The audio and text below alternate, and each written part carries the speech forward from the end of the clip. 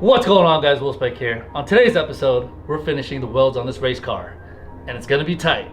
So stay tuned because we're gonna do a little tutorial for you guys.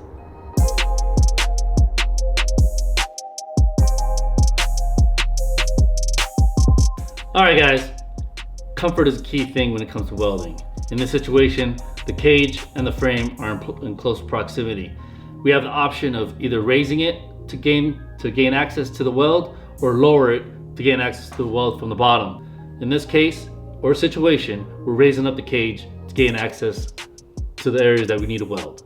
So don't try to fight working around a tight area. Use the options. If you could raise the cage, lower the cage, the type of torch you're going to use, shorten up the collet, shorten up the way you position yourself. There's many other variables. In this situation, we're able to raise the cage, access the welds, and then proceed forward.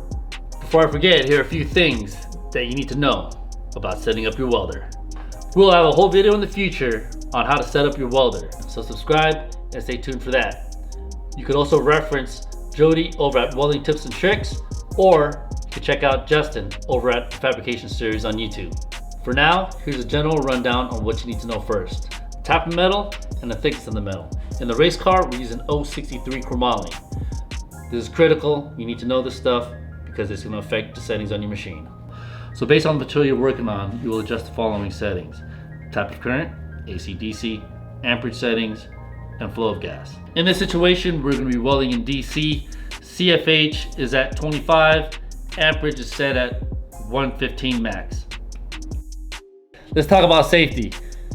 Few things you gotta keep in mind: arc flash and weld burns. This situation, we're TIG welding. TIG gloves, TIG sleeves, and of course your welding helmet. With the PPE provided, it protects you from arc flash and your skin burning. It's that simple. Hey guys, I hope this tutorial helps you guys out. Always reference to Welding Tips and Tricks and the Fabrication Series. That's where I learned a lot of my welding skills. In tight areas, it's all situational. Every situation is different.